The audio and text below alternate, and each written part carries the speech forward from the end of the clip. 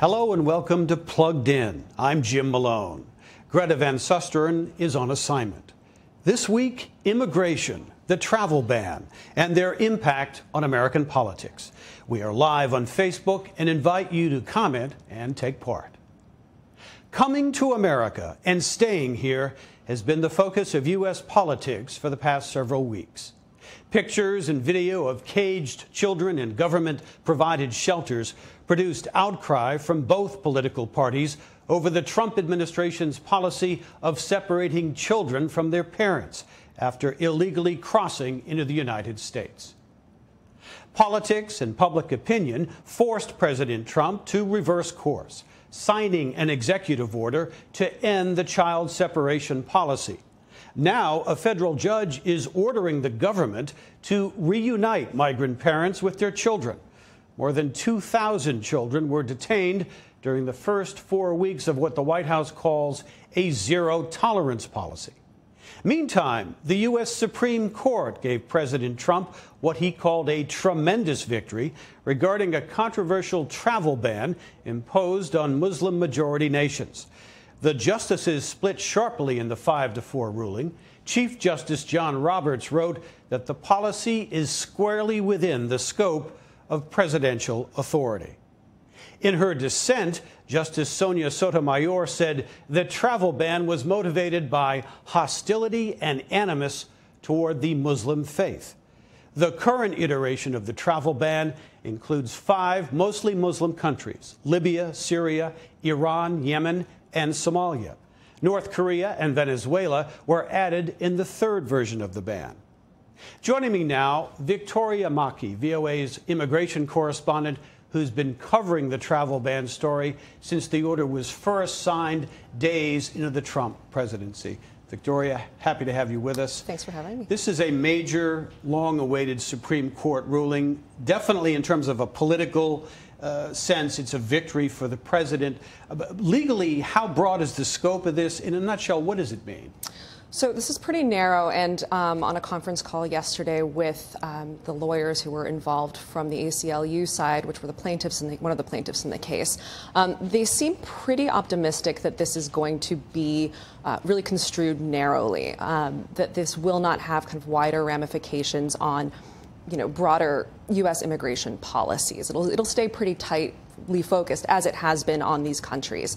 Now, there are concerns, especially in immigration circles and among immigrants, that this will embolden and kind of give the Trump administration perhaps the motivation that they were looking for to either expand or somehow create a different and broader travel ban. I mean, around the world, this has gotten a lot of attention and in many cases criticism.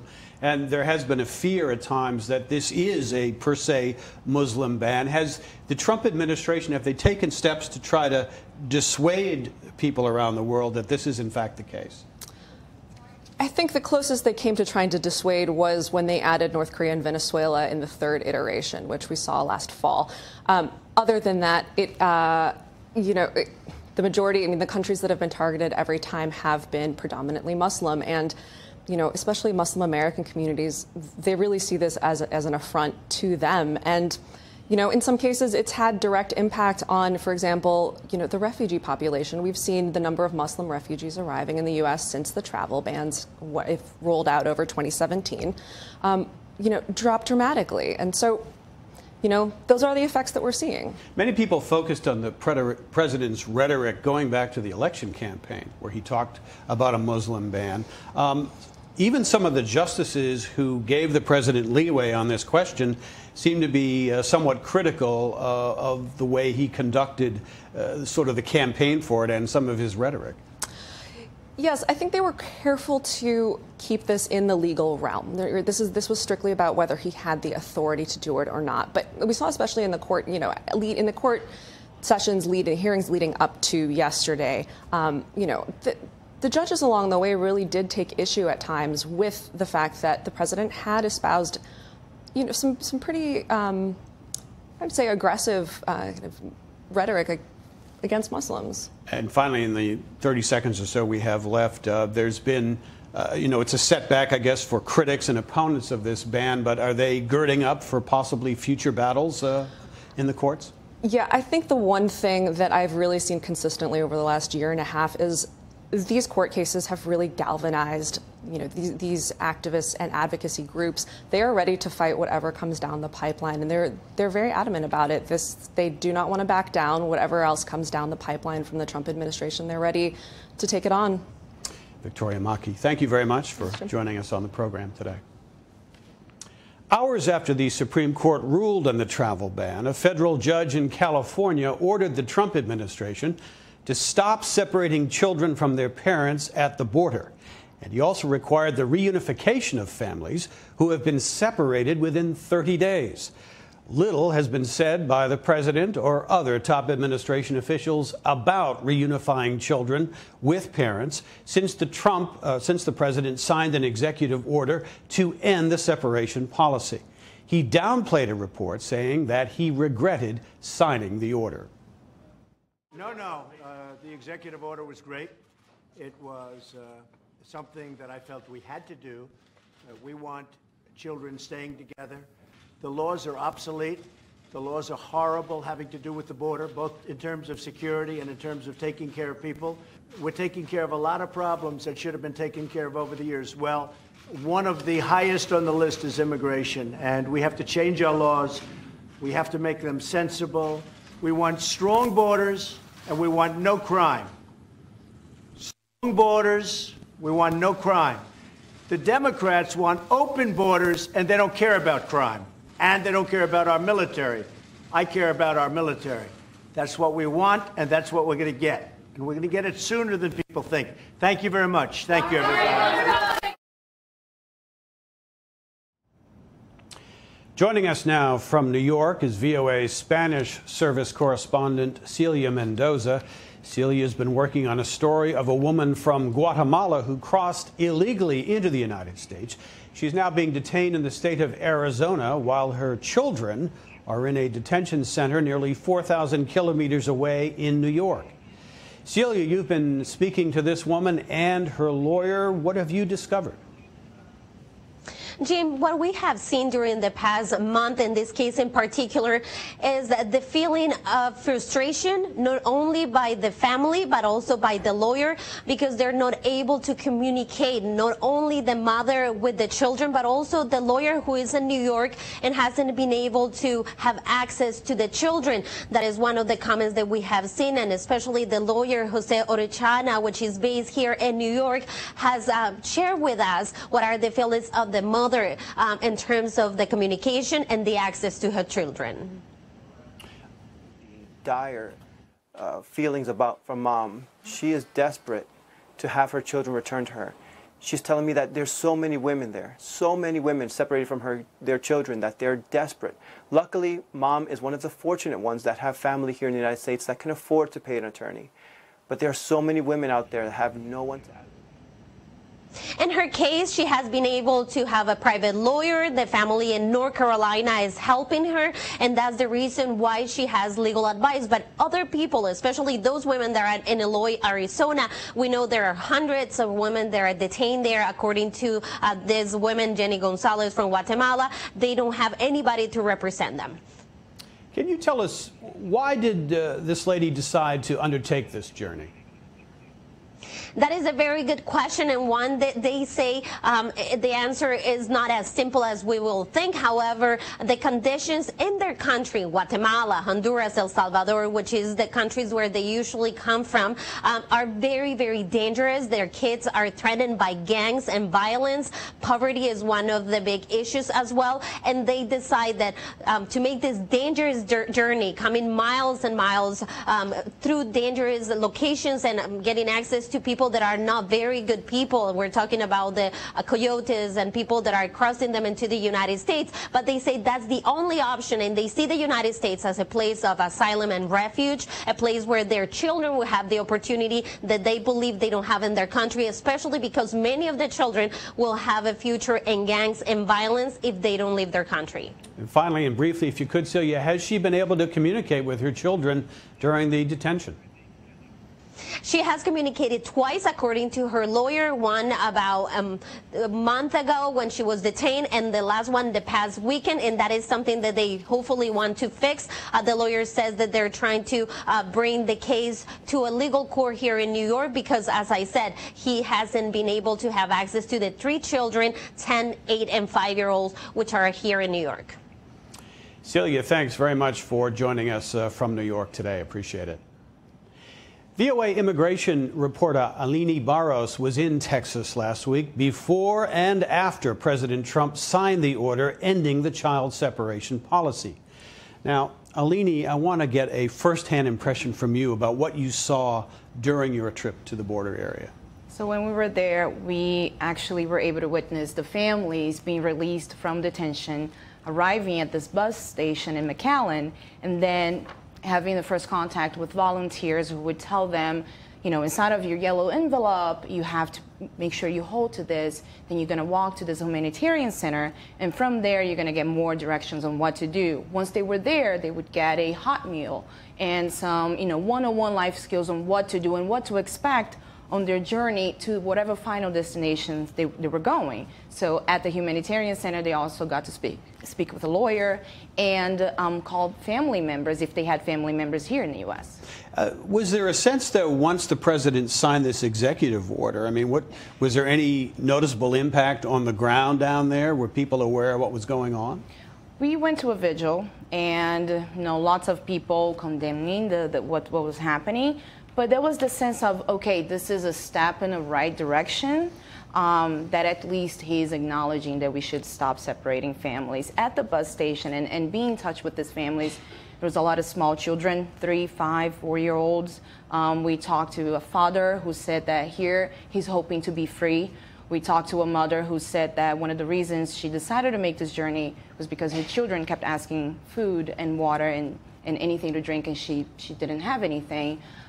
We spoke with an attorney from the Texas Civil Rights Project who said he wanted to ask her why she was coming, but then when she said, well, I was raped and my 6-year-old was raped, he couldn't ask her why she was coming. He understood why.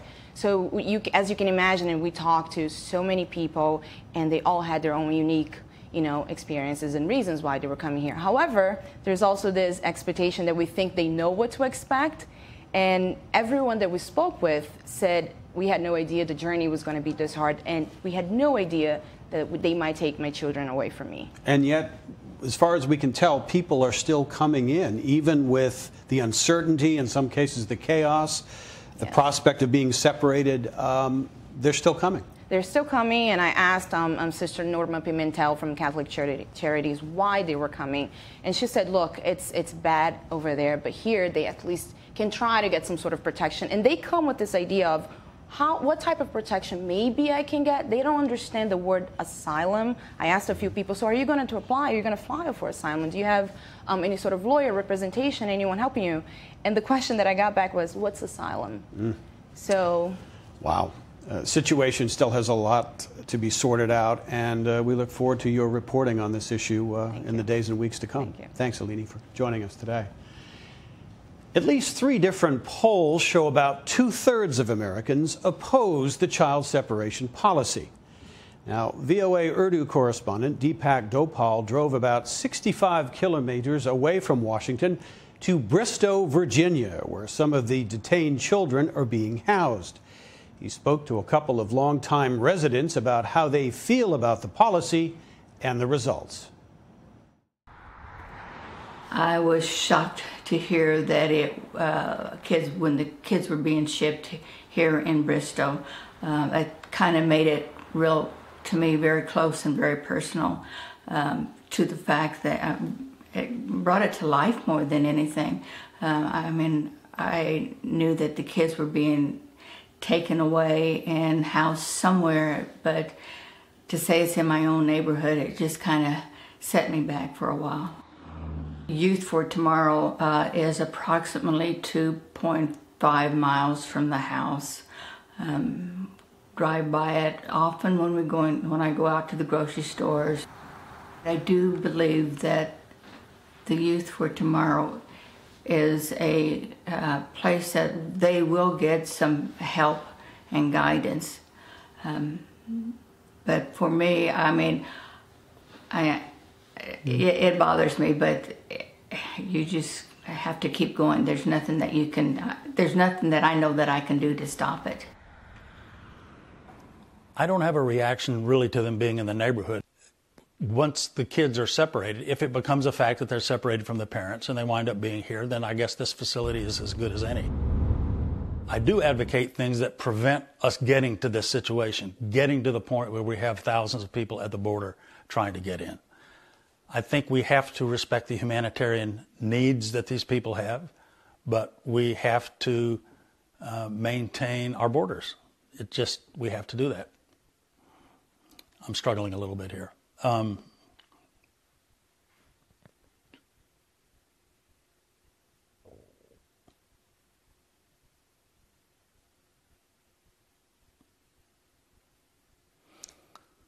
I don't know a simple answer.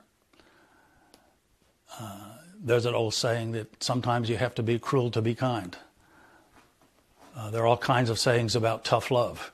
And this is a case where there's an element of toughness that's needed with respect to administering the borders. And we have to love our neighbor. We have to have in mind the humanitarian interest of those people that need help. Not easy. A record high 75% of Americans believe immigration is good for the United States. The recent Gallup poll also shows a record low 29% of Americans think immigration should be decreased. Now, with that public opinion in mind, we turn to our White House Bureau Chief, Steve Herman. Steve, good to see you. Good to see you, Jim. You've been following the ups and downs of the Trump presidency, and of course, of late, the focus has all been immigration. Really one of his pet issues, going right back to the very beginnings of his campaign. Absolutely. This has been front and center for Donald Trump since he decided to run for president. And this really talks to his base. And we have to remember that that base is what got Donald Trump elected. And part of that was this concern in this country, especially among older white males, about a changing America and feeling that the America that they know and love somehow is going to be imperiled by a browning of the United States. Was there any sense at the White House when the president had to change course and reverse this policy of separating children from parents? I mean, I noticed he talked about the reaction of his daughter. His wife, Melania, the First Lady, went to the border. All former First Ladies, in fact, were in opposition to this and made that public. Right. And so, in a sense, there was this sort of softening coming from the women in the family. But the president, at times, looked uncomfortable, though, having to undo that. Absolutely. This was a rare retreat we saw, and I should say it's a tactical retreat. It's not a strategic change, and he has continued with blaming this on the Democrats, that it's not his fault. This is a big problem that he's inherited. He's going to fix it. But he does make these knee-jerk decisions sometimes, ignoring the advice of some of the more seasoned directors, advisors in the White House and outside the White House. And it's obvious that that's where this came from. And then he was compelled to change a direction, albeit we would think temporarily. The Democrats at the moment see to make some hay on this issue of family separation, the sympathy, empathy aspect. Sure. But immigration can cut both ways. And there's that solid base. We see it in Congress and among Trump supporters.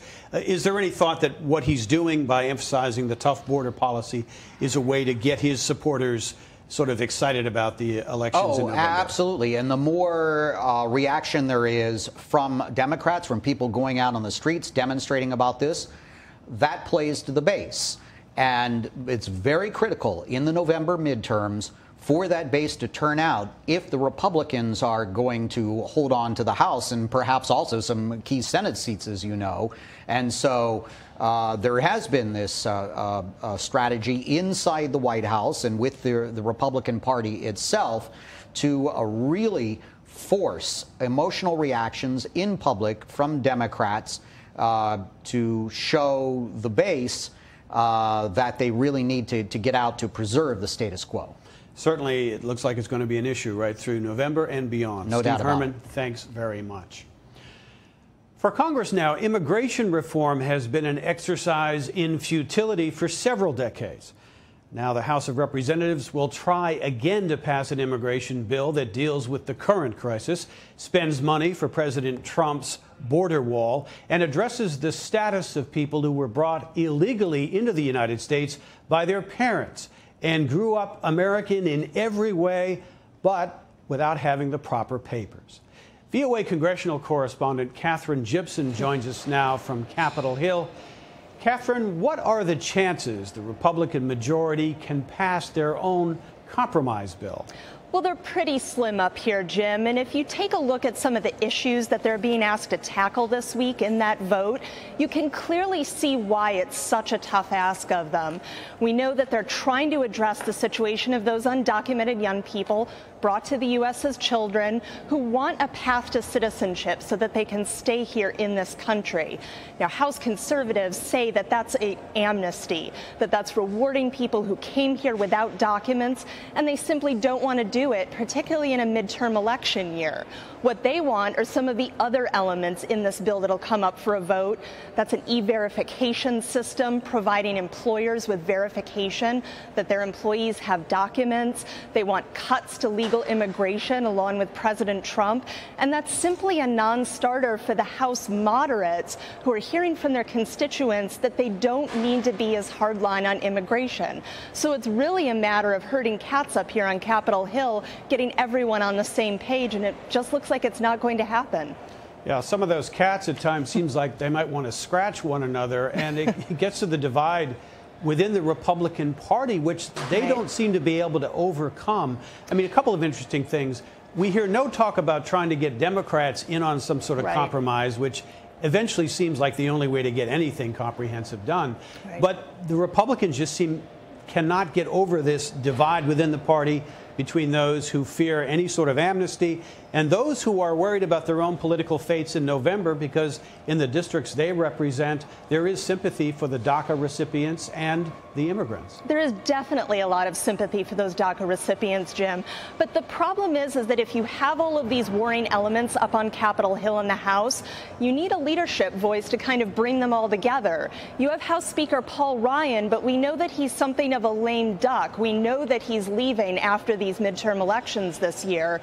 And we've actually been looking to President Trump up here to see where he stands on this bill. And quite frankly, he has been a little bit all over the place in the past week.